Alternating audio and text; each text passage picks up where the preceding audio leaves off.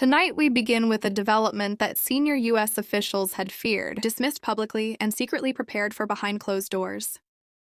A decision that unfolded not over weeks or months, but in a matter of hours. Hours that changed the trajectory of U.S.-Russia relations. Hours that forced the White House into emergency session. Hours that may have pushed two nuclear powers closer to direct confrontation than at any point since the Cold War.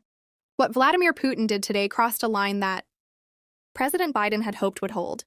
And when that line broke, Washington did not hesitate. They responded with clarity, with force, and with unprecedented economic weaponry. This is the story of how we got here, what just happened, and why the next 72 hours may determine the future of global stability. For months now, there had been signals not from official Kremlin channels, not from Russian state media, just signals that Putin was preparing something unprecedented. Putin has been aggressive, yes, but he has been calculated in his aggression.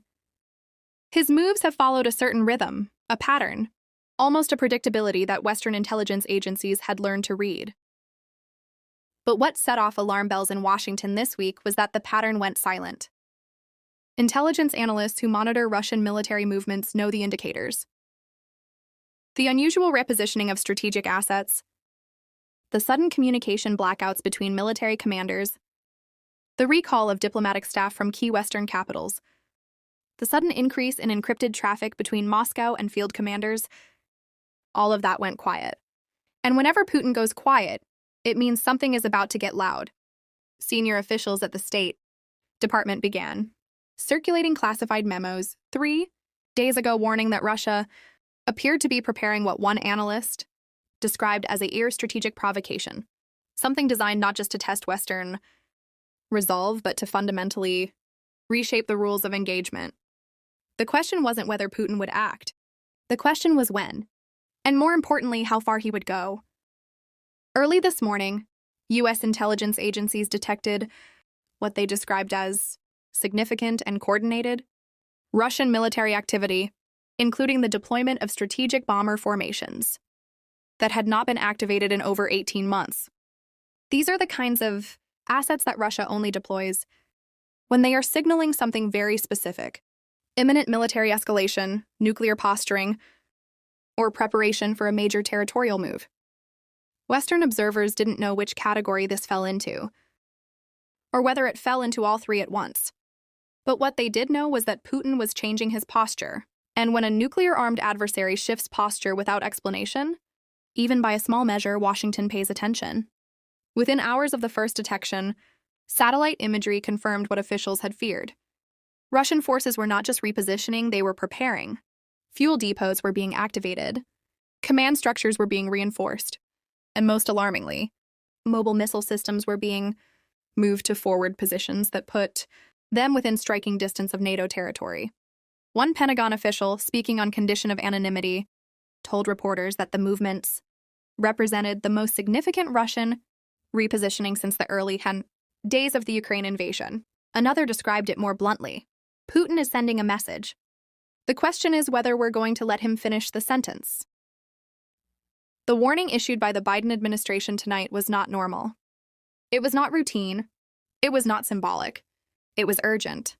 Official after official, briefing after briefing, described Putin's move as destabilizing, provocative, and perhaps most importantly, inconsistent with any legitimate security concern. But warnings only work if the target hesitates. Putin did not. In fact, his response today was among the most defiant we've seen since he first ordered troops into Ukraine. Here's what we know. Within hours of receiving the American warning, the Kremlin issued its own statement not through diplomatic channels, not through back-channel communications, but through state television. Putin's spokesman declared that Russia would not be lectured by a declining power, and that any attempt to impose new sanctions would be met with asymmetric countermeasures. These weren't the careful, measured words of a regime looking for an off-ramp. These were the fighting words of a leader who has decided that confrontation is preferable to compromise. And that's when Biden made his move. Tonight, the White House confirmed that President Biden has authorized what officials are calling the most comprehensive sanctions package ever, assembled against a foreign power. This isn't just about freezing assets. This isn't just about restricting travel.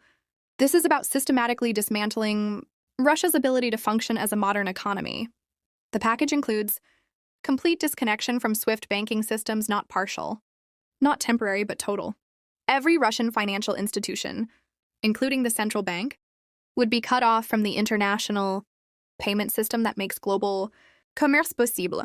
Secondary sanctions on any entity doing business with Russia, meaning that companies around the world will have to choose between access to American markets and access to Russian markets. For most, that's not a difficult choice. Personal sanctions on Putin himself, his assets, his properties, his networks. Every financial thread that connects Vladimir Putin to the global economy would be severed. Energy sector targeting specifically designed to cripple Russia's oil and gas exports, the lifeblood of the Russian state. This includes sanctions on shipping, insurance, and the technical services that keep Russian energy flowing to world markets. Technology restrictions blocking Russia's access to semiconductors, advanced manufacturing equipment, and the components necessary to maintain its military-industrial complex. In other words, Biden targeted the infrastructure of Russian power, the economic machinery that makes Putin's regime possible. This is what made Washington's warning so urgent. Putin's move wasn't just symbolic, it was actionable. It represented the kind of escalation that could destabilize the entire European security architecture if left unchecked. And Biden, understanding that fully, responded with force. Not recklessly, not impulsively, but strategically. He didn't threaten military action. He didn't deploy troops to the border. He hit the Russian economy. He hit Putin's inner circle. He hit the oligarchs who keep the regime functioning. And here's where the story becomes even more significant. Intelligence analysts now believe that Putin's latest move was designed to test the resolve of Western leadership after months of political uncertainty in Europe and growing war fatigue in the United States. Putin wanted to see whether Biden would hesitate, whether NATO would fracture, whether the sanctions coalition would hold. But instead, the opposite happened. Biden didn't hesitate. He assembled a response that was so swift, so comprehensive, that even Kremlin insiders noticed. Propaganda describes, it is a functioning coalition. It is an alliance that can act decisively when threatened. And it is a partnership that Putin's provocations have only strengthened. As reports continued coming in throughout the evening, we learned more about the scale of the Western response.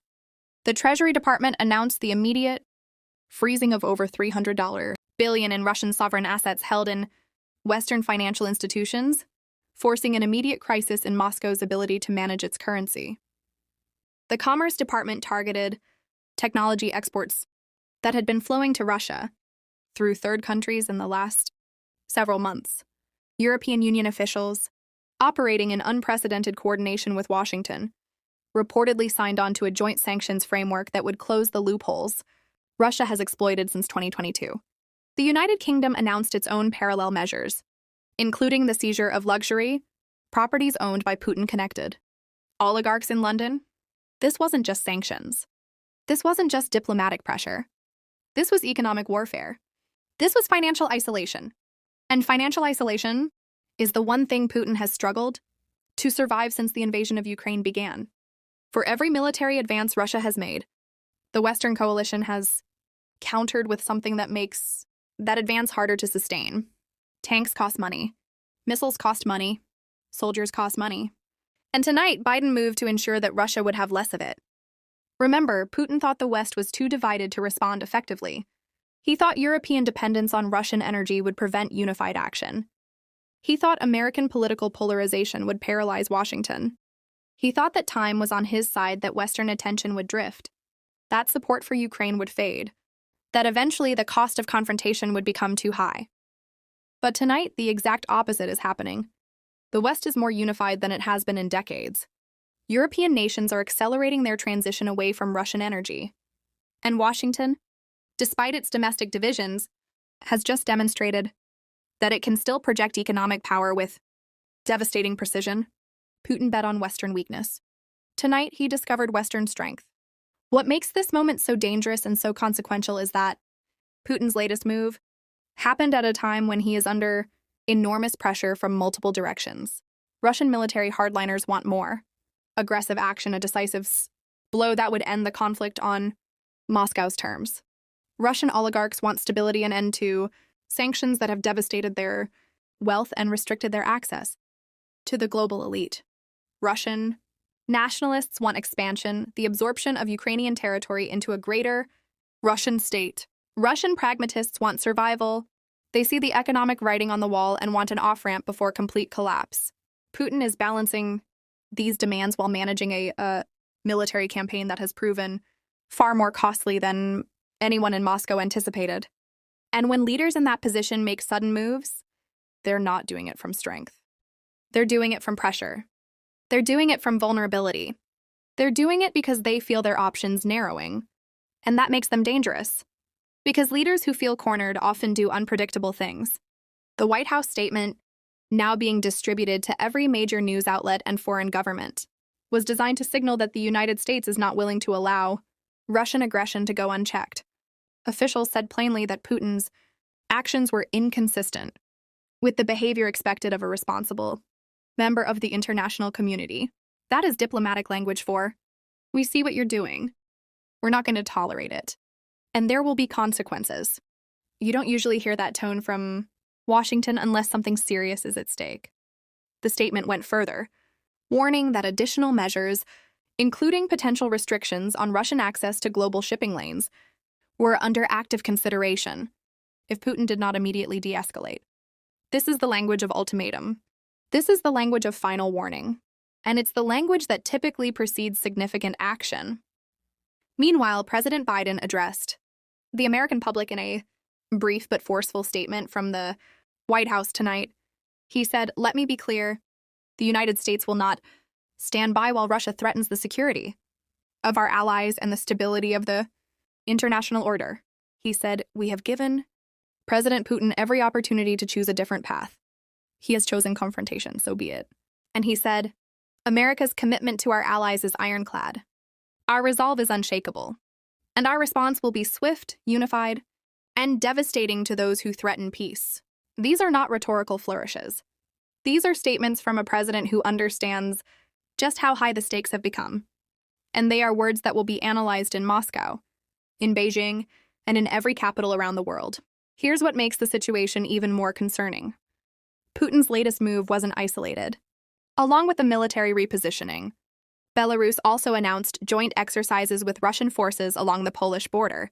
Russian naval vessels departed their black seaports in formations typically associated with power projection. Russian cyber units increased attacks targeting critical infrastructure in Baltic states. All of this happened within the same 48-hour window. When Putin moves multiple pieces at once, it means something larger is underway. It means this isn't a single provocation, it's a coordinated campaign. It means we may be seeing the opening moves of a new phase in this conflict. And that is what has officials in Washington so concerned tonight. Section M. Intelligence analysts are now considering several possibilities.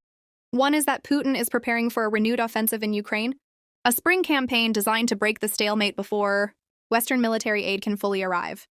Another is that Putin is attempting to create a crisis that divides NATO, forcing European nations to choose between confrontation and accommodation. A third possibility, the one worrying officials the most, is that Putin is attempting to normalize escalation, to gradually shift the boundaries of acceptable behavior until actions that would have been unthinkable a year ago become routine. But today, Biden took that card off the table. He didn't wait for escalation to become normal. He didn't allow provocation to go unanswered. He didn't give Putin room to test boundaries without consequence. He responded immediately, comprehensively, and with overwhelming economic force. What we're watching now is a test of resolve. Putin wants to see whether the West will blink. Biden wants to show that America will not. European leaders want to prevent the conflict from spreading to NATO territory.